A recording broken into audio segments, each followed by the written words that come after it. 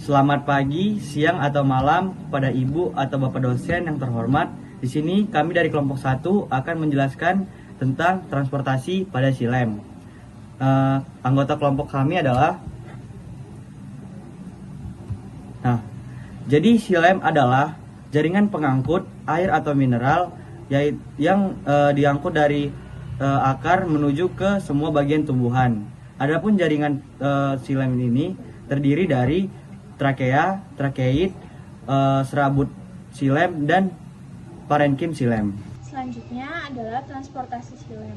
Transportasi SILEM sendiri itu adalah jaringan vaskular yang berevolusi untuk memungkinkan jarak jauh air dan mineral.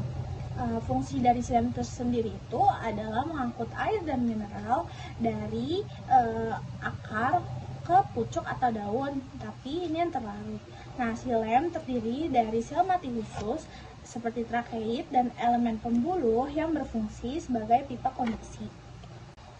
Selanjutnya saya akan menjelaskan mengenai perbedaan SILEM dan floem. Nah, kalau SILEM sendiri ini memiliki jalur yang satu arah dan mengandung air dan mineral serta selnya itu tidak memiliki dinding pembatas. Lalu SILEM sendiri juga memiliki dinding yang tebal dan mengandung lignin. Selanjutnya yaitu adalah floem. Bedanya dengan SILEM, floem itu memiliki jalur yaitu dua arah dan mengandung air dan makanan, serta dari floem itu memiliki sel pembatasnya sendiri. Selanjutnya struktur SILEM. Di dalam struktur SILEM terdapat 4 komponen. Yang pertama trakeit, sel panjang dengan ujung beruncing yang saling tumpang tindih. Yang kedua trakea, tabung besar tempat air mengalir dengan efisien. Ketiga, serabut SILEM berfungsi memperkuat jaringan tumbuhan. Keempat, parenkim SILEM menyimpan cadangan makanan dan membantu proses transportasi. Lalu prinsip potensial air. Potensial air merupakan ukuran energi bebas air per unit volume. Konsep ini adalah kunci untuk memprediksi arah pergerakan air. Air selalu bergerak secara pasif dari area potensial air tinggi ke area dengan potensial air rendah. Potensial air murni seperti air suling pada tekanan atmosfer standar adalah 0 megapascal. Pada slide ini kita akan membahas tentang bagaimana air dan nutrisi berpindah di dalam tanaman. Proses perpindahan ini terjadi melalui 3 tingkatan utama. Yang pertama yaitu tingkat seluler. Pada tahap ini penyerapan air dan mineral dilakukan oleh sel-sel individu, misalnya oleh bulu akar. Air melewati membran plasma yang bersifat selektif permeabel, yang artinya hanya zat tertentu yang bisa masuk atau keluar sel. Yang kedua yaitu tingkat jaringan atau jarak dekat.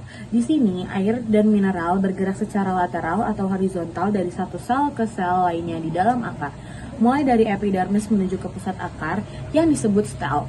Dan yang ketiga, tingkat keseluruhan atau jarak jauh. Setelah mencapai SILEM, air dan mineral akan bergerak secara massal atau disebut bulk flow dari akar menuju seluruh bagian tanaman melalui pembuluh SILEM.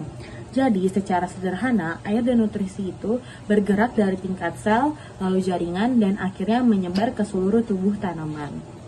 Selanjutnya, pada tingkat jaringan atau jarak dekat tadi, air dan mineral bergerak dari bagian luar akar menuju silinder pusat atau stel. Proses ini bisa terjadi melalui 3 jalur utama. Yang pertama adalah lintasan apoplastik. Ini adalah jalur yang melalui dinding sel dan ruang antar sel. Disebut jalur non-hidup karena air tidak melewati membran sel. Jalur ini cepat karena tidak ada hambatan membran plasma. Kemudian ada lintasan simplastik. Air bergerak melalui bagian dalam sel, tepatnya di dalam sitosol, dan berpindah dari satu sel ke sel lain melalui plasmodesmata. Jalur ini disebut jalur hidup karena melibatkan sitoplasma sel yang aktif. Yang terakhir yaitu lintasan transmembran. Air berpindah dari satu sel ke sel lainnya dengan menembus membran plasma dan dinding sel berulang kali.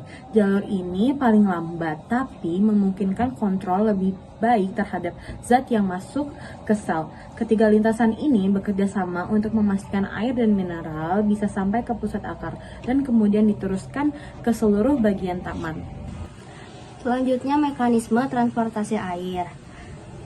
Transportasi air dalam SILEM terjadi akibat adanya beberapa gaya fisik. Yang pertama ada tekanan akar, yaitu dorongan akar akibat gaya osmosis yang dimana air bergerak dari potensial air yang tinggi ke potensial air yang lebih rendah. Yang kedua ada kapilaritas, yang dimana kemampuan air untuk naik melewati pembuluh silem yang sempit didukung oleh gaya kohesi dan adhesi. Yang ketiga ada tarikan transpirasi, yaitu air menguap dari permukaan sel mesofil daun dan berdiskusi di stomata. Selanjutnya ada tekanan akar. Saat mencapai endodermis, semua air yang melalui jalur apoplas dipaksa untuk melewati plasma membran karena adanya pita kasparian, yaitu lapisan lilin yang kedap air, untuk memastikan semua zat terlarut melewati membran plasma untuk memasuki jalur simplas sebelum masuk ke dalam silem, yang berfungsi sebagai titik kontrol untuk mencegah masuknya zat berbahaya. Setelah di stel atau di inti silem, penyerapan mineral secara aktif menurunkan potensial air, menarik air masuk, dan menciptakan tekanan positif kecil yang membantu mendorong air ke atas. Fenomena ini menyebutkan gutasi pada malam hari. Gutasi sendiri adalah proses alami di mana tumbuhan mengeluarkan cairan, yaitu getah silem dalam bentuk tetesan di ujung atau di tepi daun. Proses ini terjadi pada malam hari atau saat stomata tertutup. Selanjutnya ada kohesi dan adhesi. Kohesi merupakan daya tarik-menarik antar molekul dalam cairan silem dari atas sampai bawah untuk menjaga kolom air tetap tersambung seperti rantai.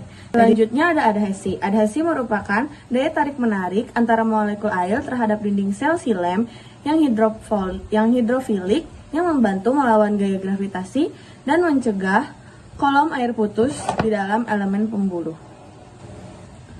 Selanjutnya ada aliran massa atau bulk flow. Bulk flow merupakan pergerakan air dan zat yang terlarut secara bersama-sama dalam jumlah banyak karena adanya perbedaan tekanan. Di silem, air bergerak ke atas karena tarikan akibat penguapan daun atau tekanan negatif.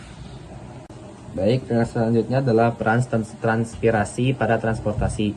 Transpirasi adalah proses penguapan air melalui stomata pada daun.